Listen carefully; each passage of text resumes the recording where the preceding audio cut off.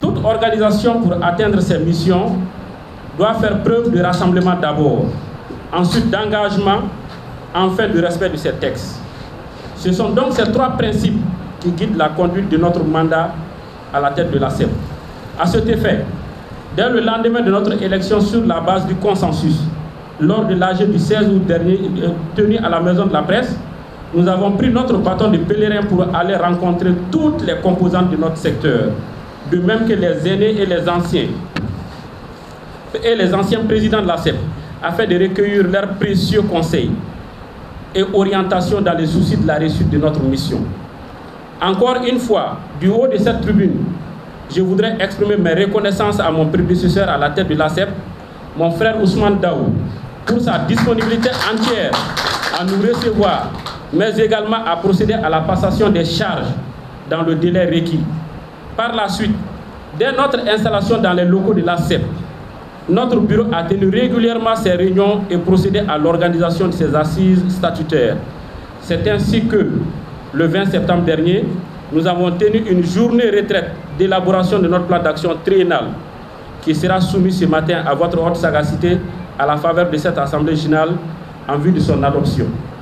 Mesdames et messieurs les éditeurs et directeurs d'organes de presse, je vous demande humblement de vous approprier de manière raisonnable le document qui vous a été soumis lors de cette assise, ce afin de l'enrichir avec des observations pertinentes, des critiques réalistes et des suggestions porteuses, car il s'agit du fil conducteur qui déterminera toutes les actions que nous, vous mandatez, nous nous proposons de mener durant ces 3 ans.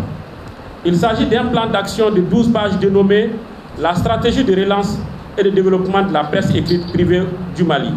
Il est architecturé en 6 composantes visant, entre autres, à renforcer les compétences professionnelles et managériales des responsables des journaux, améliorer la qualité des contenus pour répondre aux attentes des lecteurs, améliorer la qualité des contenus pour répondre aux besoins des annonceurs, développer des modèles économiques innovants pour accroître la viabilité financière des journaux et introduire le numérique pour améliorer l'offre et l'innovation dans la presse.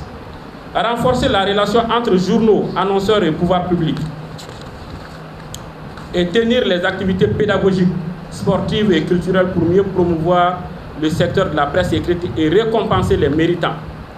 En somme, notre bureau, conformément à sa vision,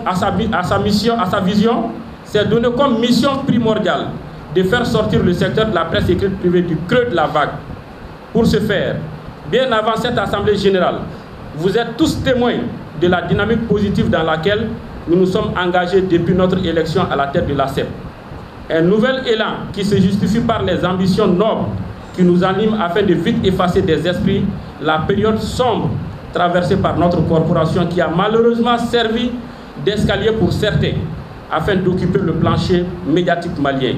S'il plaît à Dieu, la justesse de nos actions et la confiance renouvelée de nos partenaires les feront descendre un à un du toit sur lequel ils se sont injustement penchés.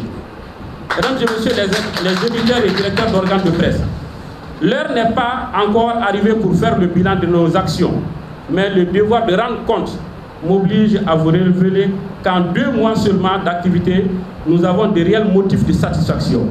Sous le sceau de notre slogan de campagne de renouveau de la presse écrite malienne, nous avons fait de notre première mission de rétablissement des liens entre l'ACEP et ses partenaires traditionnels, qui sont autant du secteur public que privé. Nous, on ne peut pas accepter de regarder l'ACEP se déchirer, parce qu'il n'y a même pas de raison de se déchirer. Vous savez, toute association, quand elle se divise, il y a 2 ou 3 personnes qui en profitent. Mais c'est tout le monde qui perd. Tout le monde perd. Donc moi, je suis très heureux de voir ce monde-là, parce que c'est de ça dont on a besoin. Surtout en période de menaces, d'urgence, de contingence, de violence même, parce que nous subissons, en tant que journalistes, en tant que structure de médias, nous subissons les menaces, les violences. Et il y a tellement de défis, même en période de paix, il y a des défis. À plus forte raison, avec la situation que notre pays vit. Et si notre pays doit garder une lueur d'espoir et montrer au monde entier qu'il est là, il est debout, ça devrait être aussi à travers les médias, à travers la presse, à travers nous, que ce soit l'essor, toutes ces plateformes où la presse privée, la presse indépendante, la presse nationale tout court. Voilà, parce qu'on a une presse nationale tout court. Donc nous devons rester debout. Et pour être debout, il faut que nous soyons ensemble.